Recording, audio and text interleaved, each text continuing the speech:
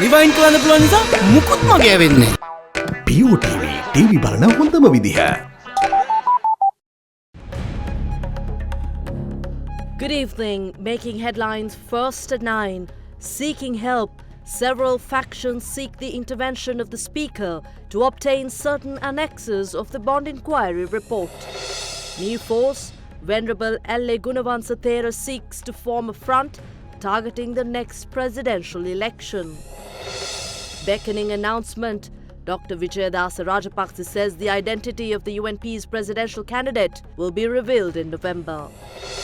The fourth review. The IMF approves the disbursement of $252 million to Sri Lanka under the Extended Fund facility. New Prime Minister, Spanish socialist Pedro Sanchez, takes oath.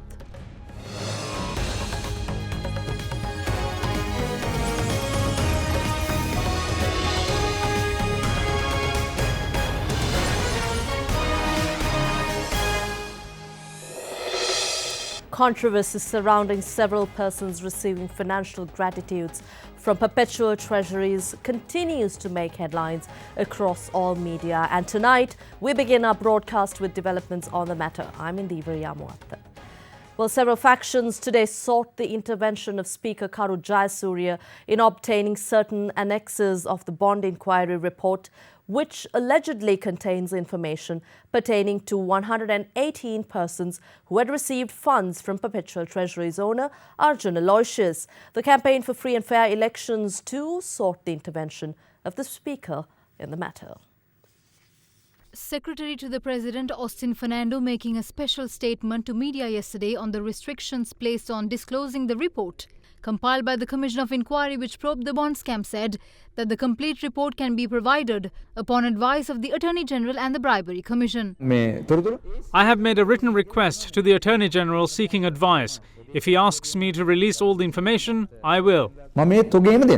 Campaign for Free and Fair Election in the meantime wrote to the Speaker today requesting all the annexes of the bond inquiry report or at least the document they are seeking for to be published. The letter says that all the annexes of the bond inquiry report have so far only been seen by the Bribery Commission and the Secretary to the President. Therefore, it says it is absurd that the person with access to the documents seeking specific numbers, names and descriptions of the documents requested.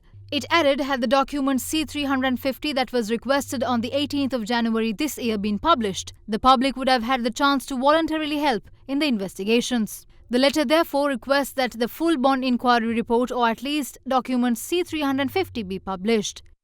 The President's Secretary is taking it on a ride. The issue here, only the Bond Commission members and the Presidential Secretariat have read the full report and not a single person has read the full report. One cannot deny that the Presidential Secretary deliberately tried to put this under the Archives Act and prevent these documents to be opened. Austin Fernando is having these documents in his hand. He showed some of these annexes.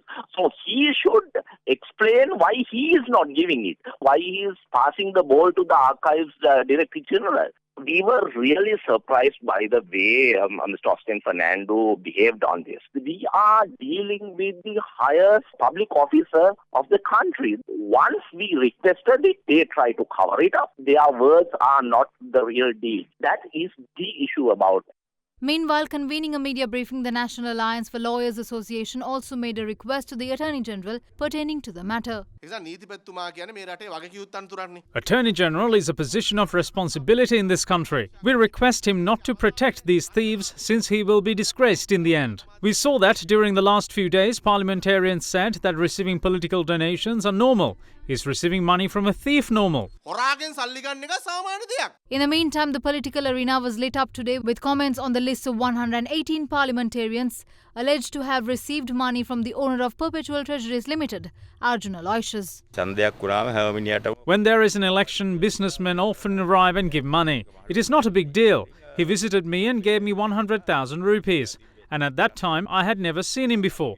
I told that to the media even before anybody asked. We have never partied with Arjun Aloysius and have never accepted money from him. We request the Secretary to the President to reveal the names of those 118 individuals. මොකද මෙතන ඒකාබද්ධ විපක්ෂයේ മന്ത്രിවරයෙක් සම්බන්ධ වෙලා හිටියනම් මේ වෙනකොටම ඒ නම් ටික එළියට ඇවිල්ලා. As the political race heats up on naming the next presidential hopefuls, views continue to be raised. Venerable Alle Gunawansathera revealed that he had held discussions with 5 political parties to form a new front targeting the next presidential polls. The Thera elaborated on the matter yesterday during a discussion held in Colombo. A discussion was held with patronage of Venerable Alle Gunawansathera and Venerable Muruthettuwe Anandathera at the Abhayarama temple in Narayanpeta to establish a new front with the participation of political parties and civil organizations.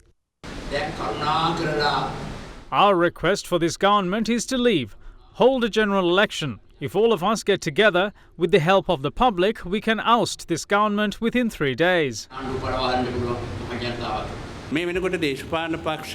I already discussed with 5 political parties. They said they wanted to come together as separate political parties. I didn't object. We discussed with the group of 16 SLF peers who sat in the opposition, the Janata Vimukti Peramuna, 2 parties from the estate sector, and they agreed to join us. I spoke to a Muslim political party and they too said they will join.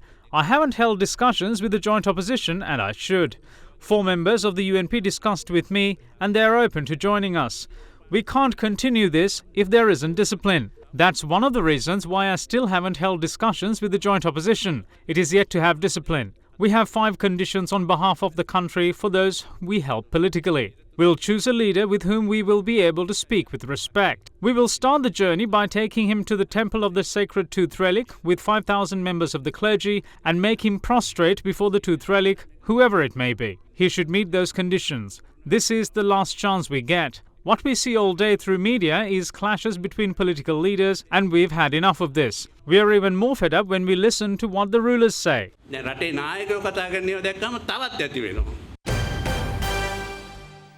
And on the question of who will be the United National Party presidential candidate, Minister of Higher Education and Cultural Affairs Dr. Vijayadasa Rajapaksa said that it would be announced in November this year.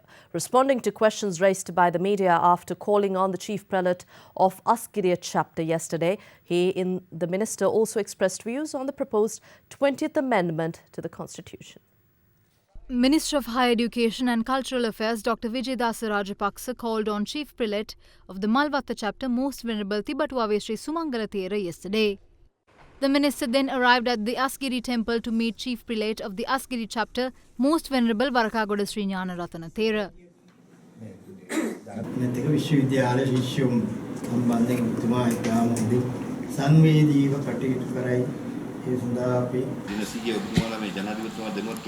අපි වැඩසටහන හැදුවා එතුමා දැනගෙන හිටියද නැද්ද කියලා එතුමාගෙන් අහන්න.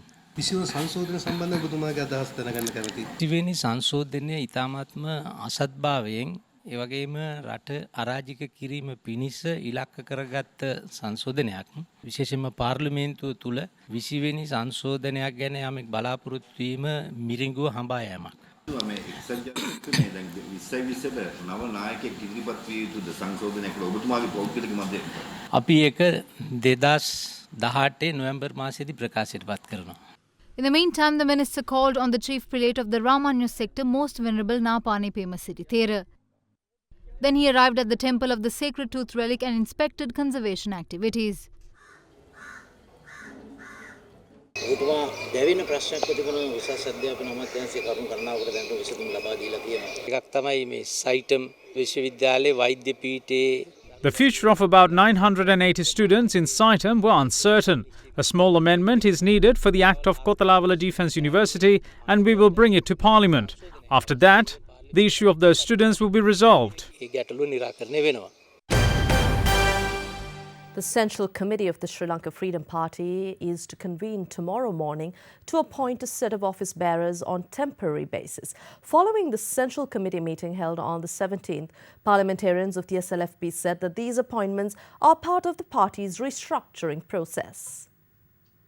The Central Committee of the Sri Lanka Freedom Party convened last 17th with the attendance of the group of 16 parliamentarians who withdrew from the government. At the meeting, the chairman of the party, President Maithripala Sirisena, had mentioned that the Executive Committee and the All Island Working Committee will convene tomorrow based on the suggestion that reforms should be done to the party. On the day, the Central Committee vested the full powers of appointing office bearers with the President. In the meantime, the group of 16 parliamentarians who withdrew from the government said that there will be a change in the position of the General Secretary of the party as well. Accordingly, the Executive Committee and the All Island Working Committee of the Sri Lanka Freedom Party will convene at the Apegama premises in Battaramulla tomorrow morning. Speaking to Ada Derana, parliamentarian Chandima Veerakkodi said that they are informed that all positions of the party will be subjected to the restructuring process at the meeting tomorrow.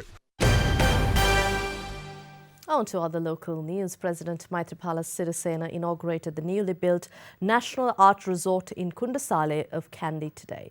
The total investment for the project is 465 million rupees. The National Art Resort, built in Kundasale of Kandy, was vested in the public by President Maithripala Sirisena today. The President unveiled the commemorative plaque and also made a note in the special commemorative book.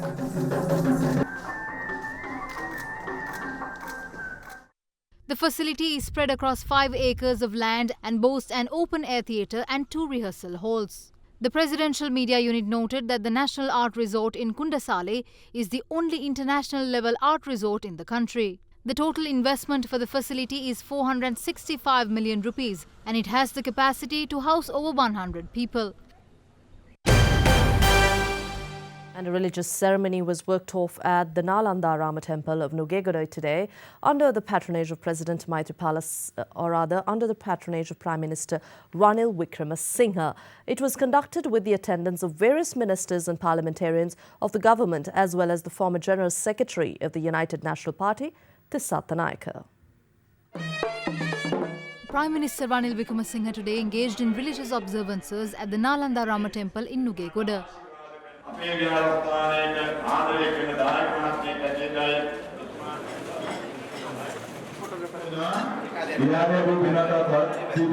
A point of significance at the occasion, which was attended by several ministers and parliamentarians of the United National Party, was the presence of the party's former General Secretary, Tissa Thanayaka.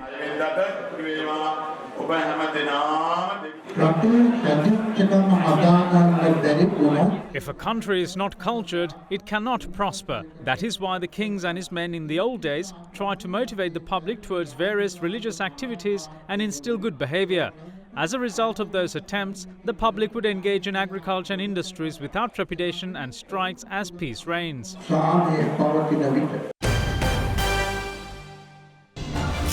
watching Sri Lanka's award-winning news channel, Derana 24/7.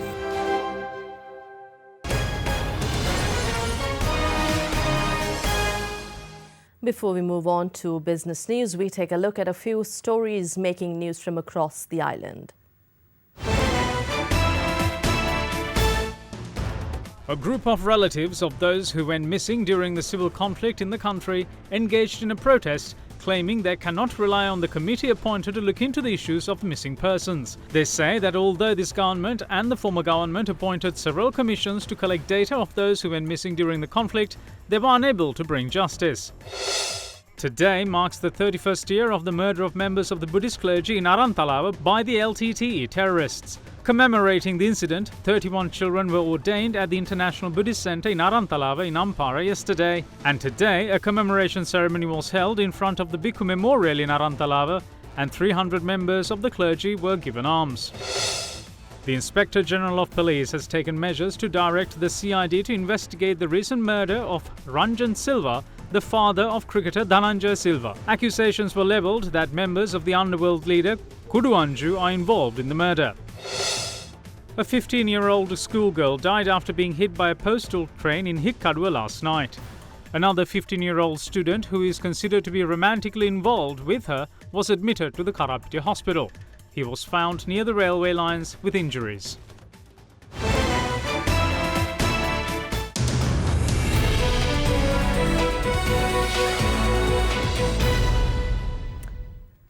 The Executive Board of the International Monetary Fund has completed the fourth review under the extended fund facility with Sri Lanka, approving the disbursement of $252 million. Issuing a statement, the IMF said that Sri Lanka continues to make important progress under the program and that major achievements include the launch of the new Inland Revenue Act as well as important steps in energy pricing formula and flexible inflation targeting. On the 1st of June, the IMF Executive Board completed the fourth review of Sri Lanka's economic performance under the program, supported by a 3-year extended arrangement under the Extended Fund Facility arrangement. Completion of this review enables the disbursement of the equivalent of about $252 million, bringing total disbursements under the arrangement to the equivalent of approximately just over $1 billion. Sri Lanka's 3-year extended arrangement was approved on the 3rd of June in 2016 in the amount of about $1.5 billion or 185% of quota in the IMF at the time of approval of the arrangement. The Executive Board also concluded the 2018 Article 4 consultation with Sri Lanka today. Following the Executive Board's discussion of the review, Acting Chair and Deputy Managing Director of the IMF, Mitsuhiro Furusawa said, quote, "The recent approval of an automatic fuel pricing formula is a major achievement towards reducing fiscal risks from state-owned enterprises," unquote. Furthermore, he said that in this regard, it is essential for the authorities to implement an automatic pricing formula for electricity and a restructuring plan for Sri Lankan Airlines, as well as further strengthening governance and transparency at state-owned enterprises. He added that the impact of reforms on the vulnerable can be mitigated by ongoing efforts to strengthen social safety nets. The central bank insists that the country should have the discipline to make sure it is able to access international capital markets to protect the country's rating and raise money needed for the country. Addressing an event yesterday, Governor of Central Bank Dr. Indrajit Kumaraswamy said that the government has introduced frameworks, in fact 4 frameworks, towards this end, as Sri Lanka has external liabilities to the tune of about $3.9 billion per year over the next 4 to 5 years. He said these frameworks will be institutionalized so they become more durable and resilient. The idea is to introduce these frameworks and then try to institutionalize them so they become more durable and resilient. On the fiscal side, the idea is to bring the fiscal overall budget deficit down to 3.5% of GDP. There are signs that some of the structural problems in the government budget. Over the years, the government budget has been the main source of instability in the Sri Lankan economy. There are 2 important advances. One is that for only the second time since 1955, there was a very small primary surplus in the budget. And this year, provided we stick to the targets, we will have a surplus in the current account of the budget for the first time since 1987. And as I said, we need to make sure that the IMF program is in place, because that is the certification of good housekeeping as far as the national economy is concerned. Governor of the Central Bank Dr. Indrajit Kumaraswamy said the central bank is in the process of transitioning to a flexible inflation targeting regime. But essentially, it will enable us to be more proactive, more forward-looking, and more data-driven in the way we set monetary policy. The objective is to have this inflation target and to drive monetary policy in terms of meeting that target and moving away from fiscal forbearance. To do that, we are improving the forecasting and modeling capacity in the central bank. We are putting in place a legal and accountability framework which will enable us to run the flexible inflation targeting regime, and that would imply a greater degree of freedom, independence for the central bank, but with it will come accountability as well. In fact, in some countries, the accountability framework includes the central bank governor resigning if the inflation target is missed. The 4 frameworks the CBSL has introduced also covers the exchange rate. On the exchange rate, we are moving to a flexible management of the exchange rate, or we have moved. From our perspective, we don't see any need for pressure on the exchange rate. The real effective exchange rate is just off 100, so it means that it is at a pretty competitive level. The Liability Management Act will give us greater flexibility and headroom to manage that external debt. As things stood before the Act, amount of borrowing that could be undertaken in any given year was limited to the borrowing requirement of the budget in that particular year. So you couldn't go to the market and collect some extra money to build buffers to meet your liabilities which are coming up ahead. Now this act provides for that, but with very tight controls. One has to get cabinet and parliamentary approval each time one wants to do this. This will help us to develop a medium-term liability management strategy. So that will again help us to manage, I hope, the external debt. It is definitely manageable, provided the situation is not made worse by slippage in fiscal discipline. As the final framework, Governor Kumaraswamy touched on the Liability Management Act and how it gives the central bank the flexibility to manage external debt. Still in business news, Minister of Plantation Industries Navin Dissanayake says that the country should conduct science and evidence-based research to examine a growing controversy on oil palm cultivations. The minister spoke on the topic while addressing a rubber and oil palm workshop held in Colombo yesterday. The private sector has also not delivered. They have not used up or had far-reaching models of reform and investment.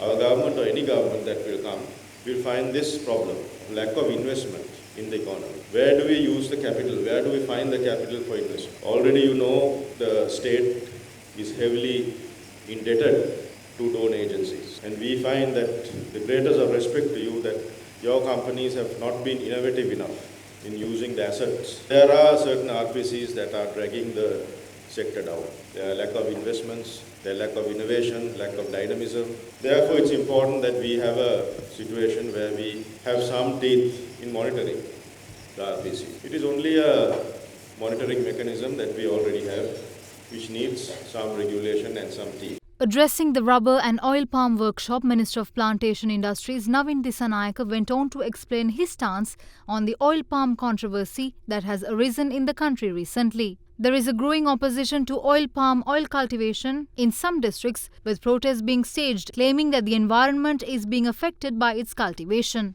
So my thinking on oil palm is that we have already taken a policy decision for 20,000 hectares and we will stick to that. We are not going to increase that amount, nor are we going to decrease that amount. As you know, I am a fighter. You have already invested sums of money in oil palm. I am going to fight with you for the 20,000 hectares. More than that, I cannot give any word or guarantee because the situation is not good for oil palm. The situation has become very controversial. As you know, there is so much of criticism for oil palm. And as you know, our race, the Sinhala and the Tamil race, they are very emotional people. So when there is earth slip somewhere or when there is environmental damage, they point the finger. So I want to take a step back on this whole oil palm issue, have some reports done, get the Coconut Research Institute and also some other research institutes involved. We can get some foreign expertise also to properly guide us on what exactly should be done. Also, oil palm cannot be a substitute for rubber. I don't think you should come to that position because rubber is a fundamental crop in our country, although the prices are down. This has to be understood very clearly. So we have to come to a framework of action on the guidelines for palm oil. But we have to understand the science behind the plantation economy, and when plantation companies are facing difficult times, they must have supplemental income. This I have explained to the President in no uncertain, and I will keep doing that. I'll be back with your international stories right after this short break.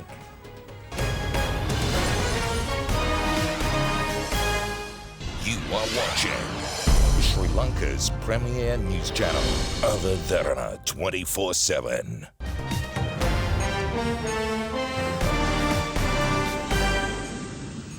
In your top news overseas, Spanish socialist Pedro Sanchez was sworn in as Spain's new prime minister today by King Philippe after being catapulted to power a day earlier when veteran conservative leader Mariano Rajoy lost a no-confidence vote in the wake of a corruption scandal.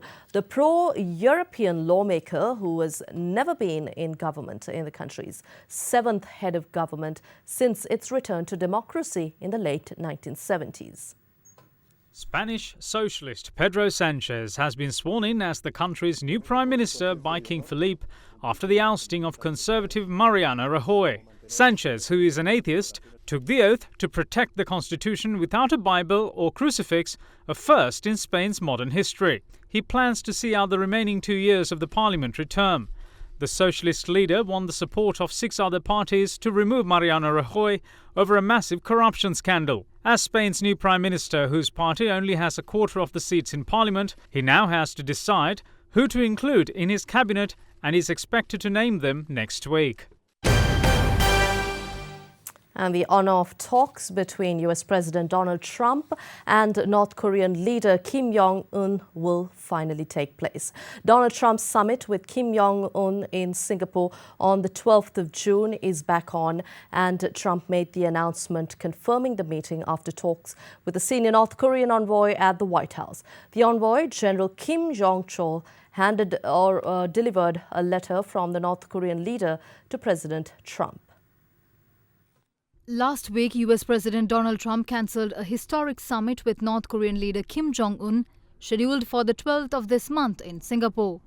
A senior North Korean official met US President Donald Trump yesterday at the White House to hand him a letter from North Korean leader in what is seen as an attempt by the two countries to try and put the detailed summit back on track. Kim Jong-chol, a close aide to the North Korean leader, is the highest-level figure from the Secretary of State to hold talks at the White House since a senior envoy visited former President Bill Clinton in 2000. The envoy walked into the Oval Office to meet Trump. U.S. Secretary of State Mike Pompeo was seen seated inside the Oval Office with the North Korean delegation shortly after their arrival. Following the meeting, Trump said the planned summit is back on track. Trump at first said the letter was very interesting, but later said he had not yet opened it. He also said the issue of formally ending the Korean War would be on the table in Singapore.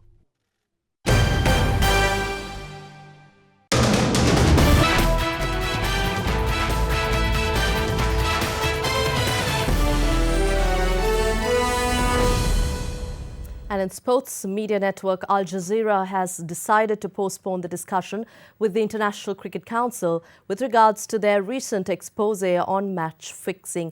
Al Jazeera's expose, which aired last Sunday, accused many, including 3 English players, 2 Australian players, 2 Sri Lankan players, and a Sri Lankan groundsman, as well as a former Indian cricketer, of being involved in fixing. Al Jazeera confirmed that there is currently no meeting planned with the International Cricket Council following the broadcast of its explosive investigation into corruption in world cricket. The global broadcaster said it remains fully committed to exposing betting corruption in the sport and will cooperate fully with the relevant authorities. However, a spokesperson for Al Jazeera's investigative unit said the broadcaster had to take into account ongoing legal considerations, including potential criminal investigations into the match-fixing allegations in Sri Lanka and India. That being the case, the spokesperson added that a meeting with the ICC would be premature at this stage. Meanwhile, the Chief Executive Officer of the International Cricket Council, David Richardson, intends that Al Jazeera would give their fullest cooperation, as they mentioned earlier, in probing this issue. Without it, we need to fully investigate everything that came out in the program. Fired or not, we firstly need to investigate fully to make sure that we can come to those conclusions legitimately, not just making assumptions. We'll be meeting with them in the next couple of days. A meeting has already been agreed. I'm sure that they will work with us. After all, they state in the program itself that their objective is to highlight the problem and make sure that the world knows about it. Hopefully that level of cooperation will be there and we'll be able to get all the evidence needed to fully investigate and make sure that if there has been any wrongdoing, that we get to the bottom of it and deal with it appropriately. On to the French Open, former champion Novak Djokovic proved the fires are still burning within as he spent nearly 4 hours battling past Spaniard Roberto Bautista to reach the 4th round of the French Open yesterday. Second seed Alexander Zverev, meanwhile, saved a match point on his way to a 5-set win over Bosnian Damir Zumur in the 3rd round, securing his first trip to the last 16 at Roland Garros. Alexander Zverev came through his second consecutive 5-set match at the French Open yesterday, grinding down Bosnian Damir Zumur 6-2, 3-6, 4-6, 7-6, 7-5 in the 3rd round at Roland Garros. It was the first victory for Zverev against a top 50 player in a Grand Slam, breaking a poor run of form in the majors. He will play the winner between France's Luca Pouille and hard-hitting Karen Khachanov of Russia in the last 16. Meanwhile, former champion Novak Djokovic put in a gusty performance against Roberto Bautista Agut to reach the fourth round of the French Open yesterday. Djokovic beat the Spaniard 6-4, 6-7, 7-6, 6-2 to suggest he is approaching the form that earned him 12 Grand Slam titles. You are watching Sri Lanka's #1 news channel, Other Derana 24/7.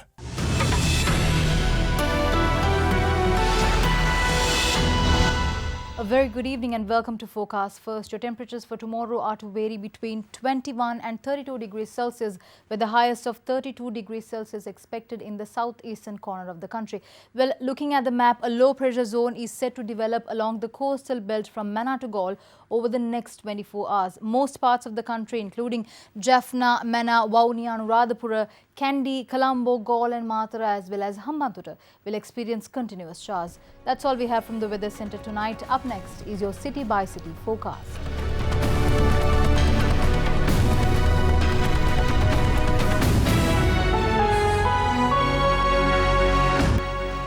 And that's it from all of us at Other Derana, first at 9 on Other Derana 24/7, Sri Lanka's news channel. But before we go, as usual, we're going to leave you with some visuals. And today it's wildlife from the continent of Africa. The footage was shot across South Africa, Namibia and Botswana. This part of the world is renowned for wildlife and safari tourism. Enjoy the visuals. Have a pleasant evening. Good night.